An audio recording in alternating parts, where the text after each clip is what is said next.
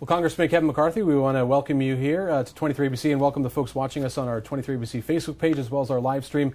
We have you here today. Obviously, there's a lot going on in the country and in your district. I want to start with health care. Of course, it's been talked about a lot. You guys passed a bill, the president famously getting up in the Rose Garden. You celebrated with your colleagues in the House. The Senate is now in a similar struggle as you were to get that bill passed. What's the status with health care? And can we see a bill to repeal and or replace Obamacare this summer? Well, the Senate's going through working on the health care bill right now. They made an arbitrary deadline of trying to have something passed before July 4th. They're working on it with other members currently. So we go back into session from the district work period on July 11th. I think they'll take it up the week after because a lot of amendments are coming in and they want them to be able to be scored from the Congressional Budget Office. But healthcare will get done. You know, it has to, too. In that short amount of time from the last time we talked, more insurance companies have left the market. Now it's roughly 40% of all the counties in America only have one healthcare insurance company. You have Medicaid is not sustainable on its current path.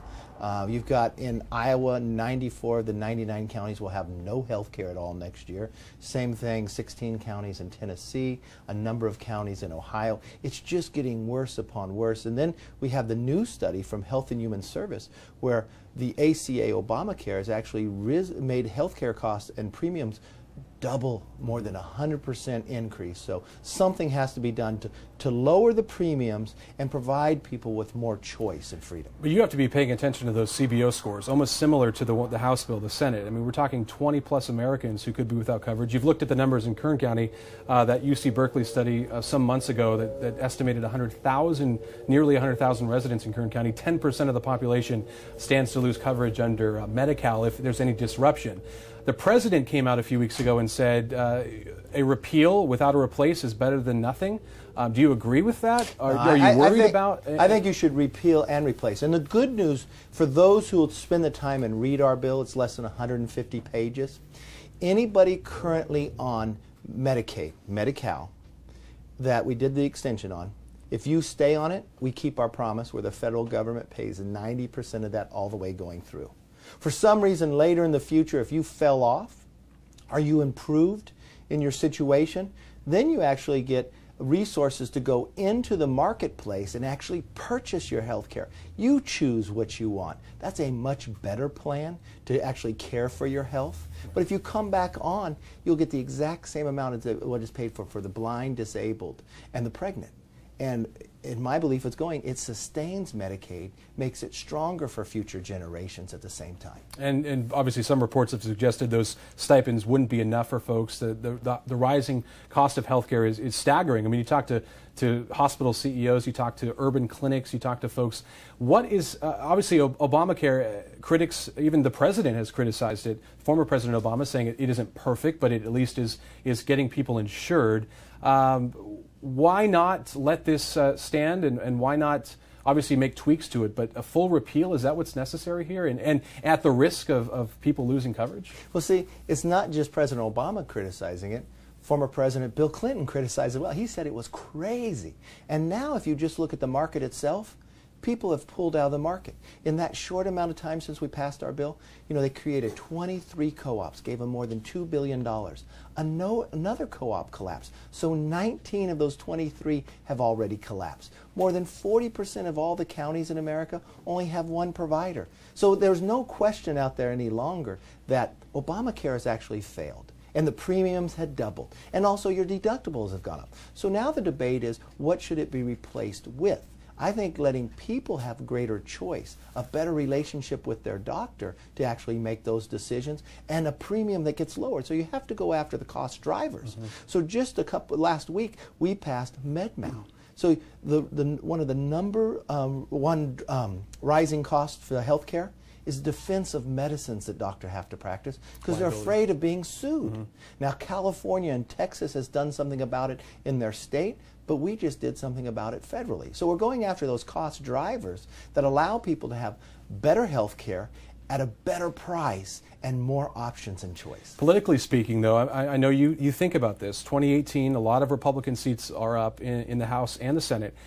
Politically speaking, if something happens this summer and through the next year, are Republicans ready and willing to defend their actions? Obviously, you're trying to withhold President Trump's campaign promises while trying to pay attention to the realities of this issue, which are not easy to solve. Do you worry about the political consequences that could happen in losing the House and Senate in 2018? I worry more about people not having health care. I worry about more people not being able to afford health care. When I go and walk through this district, I just go to a small business owner.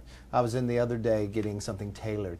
The business owner says to me, Kevin, you got to do something. I can't afford my premiums, so I pay the penalty. And when you look at the number, another factor of why Obamacare is not working, more people pay the penalty or take the waiver than actually signed up. 19 million people pay the penalty for not having health care because they can't take Obamacare, and only 10 million signed up for it. So when you look at all the numbers from CBO, what they said who would be insured by Obamacare and who is today, it's fundamentally different. So we know that has failed. And so I'll gladly debate. I'll overwhelmingly go out and talk about it, because at the end of the day, we're going to empower the individual to have a health care that is better and actually costs less. But what's most important, let you to decide what health care you want. I want to switch gears and talk about world affairs. Obviously, we have North Korea in the news this week, launching that ballistic missile. Reports now suggesting that a missile refined in the next 18 or so months could potentially reach the mainland, specifically the West Coast. Also, at the same time, President Trump is overseas, the G20 summit, meeting with the president of Poland, as well as the first time with Vladimir Putin. Worried about the political climate right now with the rhetoric that's coming out? And is there any way we can control that right now with the president's tweeting, with these big issues that are at stake here? I'm curious, you're close to the White House in terms of President Trump. You've had conversations with him. Have you ever advised him on how to deal with some of these issues and how to step in some of these directions? Look, I watched the president's last trip to Saudi Arabia, to Israel. A very big success on those trips. And now we're sitting at the G20. The president has actually got China more engaged to help us with North Korea than at any other time in the history of China and us dealing with North Korea. Stop buying their coal, actually put some of their military along the border. And he's pushing them further than we've had in the past. That's why it's so critical when you talk about that last test. If we wait another year or two to solve this problem, we won't be able to solve it, because they'll now have developed a missile that can reach the United States.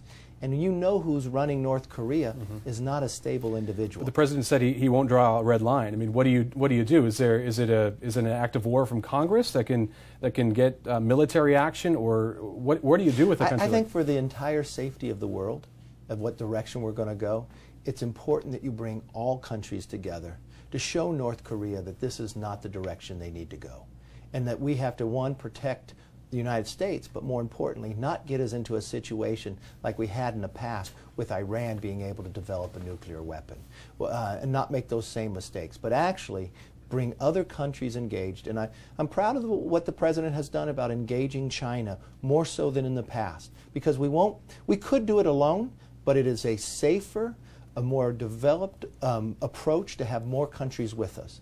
And you know, the president made a very strong statement against what Russia and Putin has been doing recently in Poland, and it was well received. I think when we look back at this latest trip, it might be the same as the last foreign trip the president had, that his ratings would probably go up. I want to bring it back home to the district, and specifically our state, California. We're coming out of a drought, 5 to 6 year drought. Things are good now. There's plenty of water in our lakes and reservoirs, but that, of course, won't last forever. Talk about what's being done at the federal level to ensure some of these water. We've talked about water storage. How do you capture the water and not release it into the ocean during our wet winters? What can be done to finally, I know state legislators have had a hard time really ratcheting up some of those projects. What can be done? Do you have any influence that you can have your hand from Congress into getting some of these projects up and running? Well, it even shows that even though we have one of the wettest years, people were skiing up north in California on the 4th of July, something we weren't even doing in wintertime. Right. But even though we have such a wet year, we're still not getting the water, just 100% of what we're supposed to get every single year.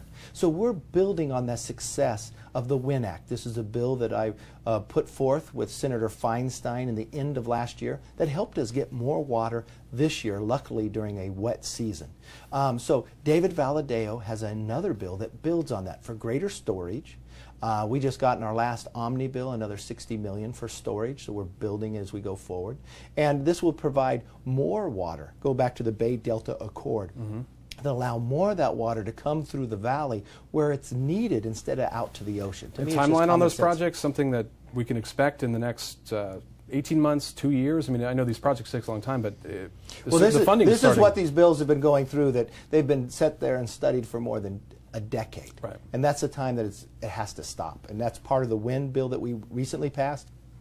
This one will build on it and speed it up even further and actually allow more water to come to fruition.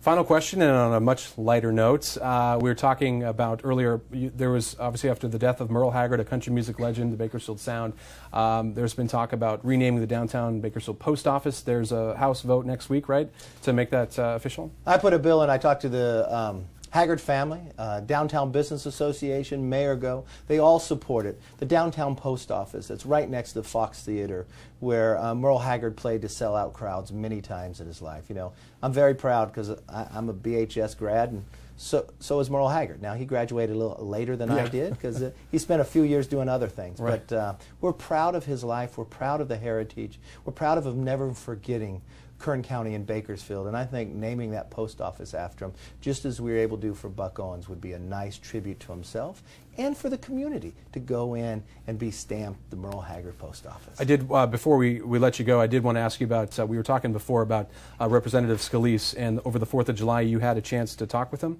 Yeah, Judy and I were visiting with him and Jennifer in the hospital. That was the 4th of July, back there for the fireworks show and the program. Steve was doing well. This is a normal situation inside a shooting. When I was there on the day of the shooting, his doctor told me there will be an infection as you go forward because of the situation, what he's in, and they're just battling through that as he goes through and goes back to rehabilitation, which he'll be doing shortly. I would imagine that day, if we have a few moments here, that day of the shooting had to be scary for you to see a colleague in the House, but also knowing, you know, you have Capitol Police with you everywhere you go, knowing that some members don't, a lot of members don't. Is there any, there was talk immediately after that, but is there any discussion further about getting at least beefed up security for some of these House members and Senate members who don't have security with them? In the climate of where we are, and you look at what this individual that came out and shot at a numerous members, had Steve not been there, 20 different members probably would have ended up being dead that day.